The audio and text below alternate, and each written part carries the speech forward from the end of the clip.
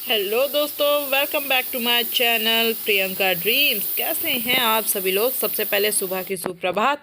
अभी मेरी चल रहा है चाय और टोस्ट। आप लोग क्या कर रहे हैं ज़रूर कमेंट बॉक्स में ज़रूर लिखें। जब भी आप मेरे ये व्लॉग को देखें और अपना भी हाल चाल दे दिया करिए। जो जो लोग मेरा व्लॉग देखते हैं, मैं यहाँ पे अलग से आवाज़ दे रही हूँ क्योंकि उस समय वीडियो में वॉल्यूम का कुछ प्रॉब्लम इशू हुआ था। बीच बीच में पता नहीं क्या हो जाता है।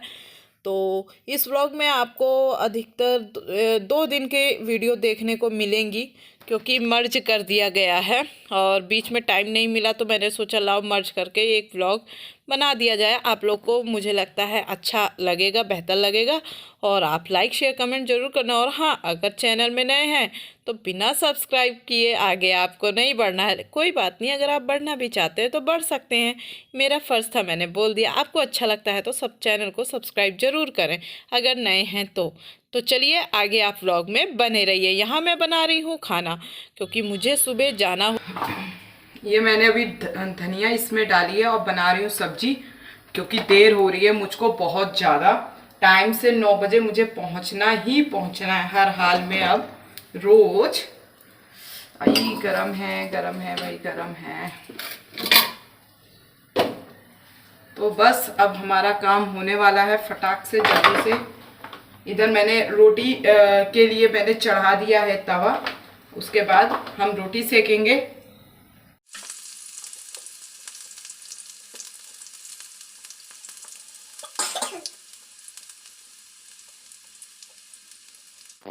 और यहाँ बना रही हूँ मैं रोटी। गोल गोल बेलने की कोशिश करती हूँ। कभी कभी तो बहुत अच्छी बन जाती है और कभी कभी टेढ़ी बन जाती है। मतलब भारत का नक्शा तो नहीं बनता, लेकिन हाँ टेढ़ी बन जाती है।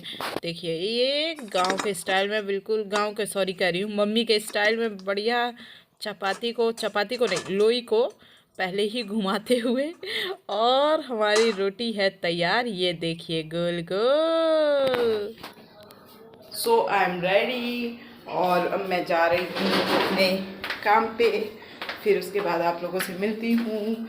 यहाँ तक का ब्लॉग सेम सेम रहता है, उसके बाद कुछ अलग देखने को मिलता है। अभी मैं कर रही हूँ साफ सफाई अपने घर की। और आज है छुट्टी, यानी आज मुझे नहीं जाना है। सैटरडे संडे है छुट्टी। उसके बाद मैंने अभी बहुत इतने सारे, पता है, 2-3 सप्ताह के मैंने कपड़े धोए। 2-3 सप्ताह मान लो 1 महीना। तो कपड़े धोए, खाना बनाया, नाश्ता पानी किया, फ्रेश हुई। मतलब मैं भी पूरी तरीके से पूजा पाठ करके सब फ्री हूँ। बस पोछा लगाना बाकी रह गया था, तो वो खाने के बाद मैंने पोछा लगा रही हूँ। आप लोग वीडियो में बने रहें, वीडियो को पूरा वॉच करें और जो भी नया देखने को मिलेगा आप लोग को व्लॉग में आगे आगे देखने को मिलता रहेगा। तो आप लोग वीडियो को फुल वॉच करें।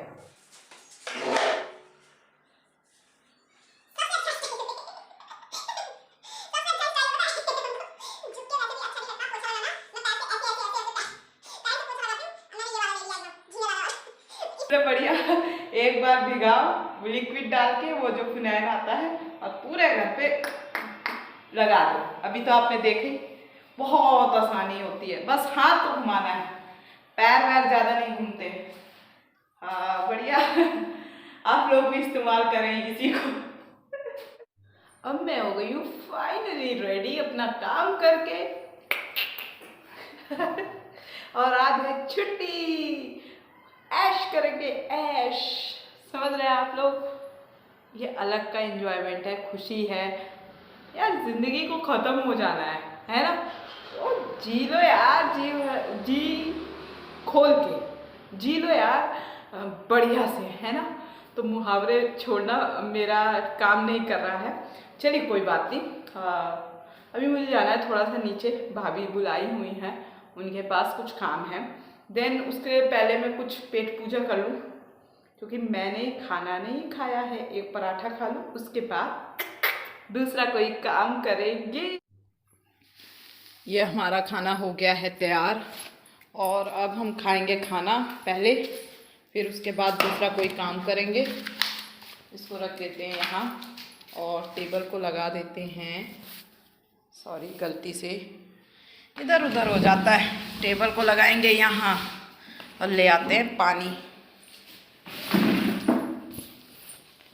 पानी ये बॉटल हमारी पानी की रखी है ऑलरेडी, क्योंकि खाने के बाद तो डायरेक्ट इतना सारा पानी पीना नहीं है। पहले मैंने एक पराठा खाया हुआ है, इसलिए आपको थाली वैसी लग रही है। एक पराठा खा चुकी हूँ, अब जा रही हूँ। काम करने के बाद भूख लग गई है, आज फ्री था टाइम, अब मैं खाऊंगी। आप लोग भी खाएंगे? खा लीजिए। खा चुके होंगे अपने अपने घर पे, क्योंकि अभी बजा है 11 सुबह का। ऑब्वियसली सुबह ही होगी जब लाइट नहीं चल रही है, बाहर की रोशनी आ रही है यार। तो अभी का बज रहा है 11 और मैं अब खा रही हूँ। और सच में मैंने बहुत काम किया है, बहुत बहुत। इतने सारे कपड़े थे, तो ठंडी पड़ने लगी है भाई। आप लोग स्वेटर वेटर पहने रहिए, अच्छे से रहिए, उन्हें ठंडी लग जाती है, बहुत दिक्कत हो जाती है। सर्दी जुकाम और डॉक्टर के दुकान के चक्कर लग जाते हैं। तो आराम से चलिए, दिल्ली में जो भी हैं सभी लोग सेफली रहिए और बस। और आप लोग बताइए क्या कर रहे हैं ठंडी। और अभी मुझे आज ढेर सारा पढ़ना भी है। ज्योग्राफी के 2 टॉपिक कंप्लीट करने हैं और हिस्ट्री का 1857 का क्रांति, और एक टॉपिक और प्राचीन काल का, मतलब एंशिएंट हिस्ट्री का कंप्लीट करना है। क्योंकि देखो, आप असफल होते हो, मैं अपना बता रही हूँ, तो फिर से रिवीजन करना पड़ता है। लोग कहते हैं कि एक बार हो गया, एक बार कुछ नहीं होता है। अभी एक से एक IGT है, मैं उनकी बात कर रही हूँ जो IPS प्रॉपर सिलेक्ट हुए, इतने दिन से सिलेक्ट हो गए। अब यानी ऐसा कहेंगे कि भाई उन्होंने तो पढ़ा हुआ है इतिहास और वो क्या कहते हैं बहुत अच्छे से सब चीज़ जानते होंगे, सिलेक्ट हो गए। तो एक समय बाद जब आप अपना पढ़ाई छोड़ देते हो या रिवीजन नहीं करते हो ना, तो और कहते हो कि हम फील्ड में हैं, फील्ड में अभी पढ़ाई के बने हुए हैं, हमने एक बार पढ़ लिया खूब अच्छे से, IAS की तैयारी कर ली और उसके बाद हम क्या कहते हैं बहुत अच्छा करेंगे, नहीं भी पढ़ेंगे तो चल जाएगा, ऐसा नहीं है। हर साल एग्जाम होता है ना, सब चीज़ अलग होती है, ट्रेंड अलग होता है चीज़ों का। कभी करंट अफेयर ज़्यादा, कभी इन्वॉल्वमेंट ज़्यादा। तो कई समय बाद पिछली बार मगर इस 2022 में इकोनॉमी ज़्यादा, उसके बाद पॉलिटी ज़्यादा, इकोनॉमी और इकोलॉजी और इसका ज्योग्राफी, ये 4 पोर्शन बहुत ज़्यादा थे। सबसे ज़्यादा तो इकोनॉमी ही थी, उसके बाद पॉलिटी। तो ऐसा था, मैं खाते खाते बात कर रही थी, फिर दूसरे काम में दूसरी चीज़ करूँगी, दूसरी बात होगी। तो मेरे कहने का ये मतलब है, शिक्षा एक ऐसा हथियार है जो आपको निरंतर प्रयास करते रहना है उस पर। जितनी बार एक पुस्तक को पढ़ोगे उतनी बार नया नया नॉलेज निकल के आएगा। NCERT है, कहने को 6 to 12 है, CBSE बोर्ड की होती हैं किताबें, देखो सॉरी, लेकिन आप लोग जानते हैं जितनी बार उसको पढ़िएगा, मैं दावे के साथ कहती हूँ, जो भी PCS और सिविल सर्विसेज एग्जाम की तैयारी कर रहा है, स्टेट PCS, देखो भाई कई लोग हमसे सीनियर भी होंगे, खैर अब तो मैं भी सीनियर की लिस्ट में हूँ। तो कहने का मतलब ये है कि जितनी बार आप NCERT पढ़ोगे ना, उतनी बार आपको माइंड में नया पॉइंट कुछ क्लिक होगा। हिस्ट्री उठा लीजिए, ज्योग्राफी उठा लीजिए, चाहे पॉलिटी ले लीजिए, इकोनॉमी ले लीजिए, हर चीज़ नया। चाहे आप जितना नोट्स बनाए होंगे, जितनी बार पढ़ेंगे, रिवीजन करेंगे, उतनी बार नया। तो ये है सिविल सर्विसेज एग्जाम की स्टडी और स्टेट PCS। क्योंकि स्टेट PCS और सिविल सर्विसेज एग्जाम कई हद तक एक हो गया है। कई लोग कहते होंगे ना, आप लोग कहोगे कि ये क्या बोल रही हो, स्टेट PCS की बात ही अलग है। कोई बात अलग नहीं है, कई हद तक सेम पढ़ना है और कहेंगे कि 30% आपको स्टेट का अलग से पढ़ना हो जाता है। पढ़ना तो वही है ना, इतिहास वही पढ़ना है, ज्योग्राफी वही पढ़ना है, इंडियन और वर्ल्ड की, बस क्वेश्चन ही पूछने का ना तरीका अलग होता है। अब उससे आप कैसे भी क्वेश्चन बनाओ, ज्ञान तो वही लेना है, चाहे ऐसे क्वेश्चन बनाओ, चाहे ऐसे ऐसे ऐसे बनाओ, चाहे स्पेशल करके बनाओ। तो स्पेशल का पोर्शन मैंने बता दिया, हर राज्य के हिसाब से 30-40 का रेशियो चलता है, आता है। हमारे यूपी में कम आते हैं क्वेश्चन, कभी कभार है आ गए, पहले पूछे जाते थे जनगणना से रिलेटेड, भाषा से रिलेटेड, सी सेट में भी डाल देता था वो। और 2015 से पहले की बता रही, 2015 के बाद से ना स्पेशल के क्वेश्चन बहुत कम कर दिया है, बहुत कम कर दिया है। प्री की बात कर रही हूँ, मेंस की नहीं कर रही मैं। तो ये सारी चीजें हुई हैं, तो मैं यही कहूँगी कि आप लोग बेहतर ठीक से प्रयास करिए। जैसे अगर कोई मान लो असफल ही हो गए हम लोग, अब ये थोड़ी कि यार एनसीईआरटी पढ़ना छोड़ देंगे, ये करना छोड़ देंगे, हमको रिवीजन करते रहना चाहिए। जितना डीपली रिवीजन करेंगे ना उतना बेहतर हमारा बेस मजबूत होता है। नाम नहीं लूंगी, क्लास लेने गए एक बार, इतिहास में डगमगा रहे थे ऐसे ऐसे, समझ रहे हैं आप लोग?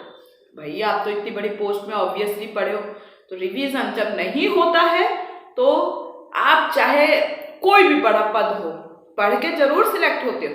अगर रिवीजन नहीं होगा तो अज्ञान ऐसी जगह है, आप जिस पद पे सिलेक्ट हो, कोई कह दे आप सिलेक्ट हो गए, इसका मतलब थोड़ी कहानी खत्म हो गई। उसके बाद कोई आपसे निचले ही स्तर का प्राणी कोई क्वेश्चन कर दे या कुछ भी, तो आप वही बाबा आदम के टाइप का बताओगे, अपने टाइप का। तो हर एक समय के अनुसार नौकरी के साथ साथ आपको रिवीजन, हमको लगता है किताबें पढ़ते रहना चाहिए। उस स्तर से नहीं तो थोड़ा ऐसे ही नॉलेज के हिसाब से पन्ने पलटते रहना चाहिए। आंखों में उन शब्दों, आंखों के आगे वो शब्द नाचते रहना चाहिए। हालांकि नोट्स मत बनाइए, कोई दिक्कत नहीं है, नौकरी मिल गई आपको, लेकिन नॉलेज के लिए पढ़िए। क्योंकि देखिए हर 2-2, 3-3 साल में चीज़ें चेंज होती हैं। एक साल में अब तो होने लगी है, वो तो पहले का टाइम है, मैं बता रही हूँ 2010-12 का। हर समय चीज़ें चेंज होती है, तो आपको बेस बना के चलना पड़ता है, बेहतर ठीक से पढ़ाई करनी पड़ती है। यदि आप बेहतर पढ़ाई करोगे तो एग्ज़ाम क्रैक कर जाओगे, नहीं करोगे, और देखो क्रैक करने का भी यही फंडा है। आप लोग कहोगे यानी मैं बेहतर तैयारी नहीं कर रही हूँ इसलिए मेरा क्लियर नहीं हो रहा, सिलेक्ट नहीं हो रहा है। सिलेक्ट 300-400 पीसीएस में बता रही हूँ, सिविल में ज़्यादा से ज़्यादा बहुत रेयर 1000 आ गई भर्ती, उतनी नहीं, 800-600 इतने ही सिलेक्ट होंगे।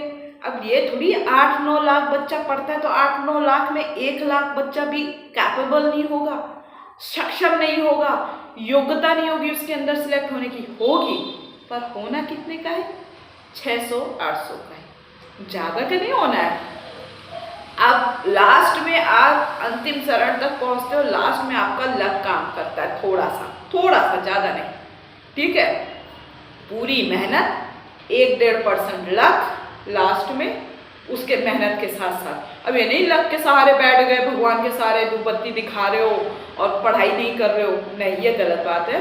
नए नए बच्चे ऐसे कर रहे हैं तो सबसे ज़्यादा संघर्ष जरूरी है। आप संघर्ष करिए, संघर्ष में आप स्टडी वाला संघर्ष करिए। संघर्ष भी कई प्रकार के होते हैं।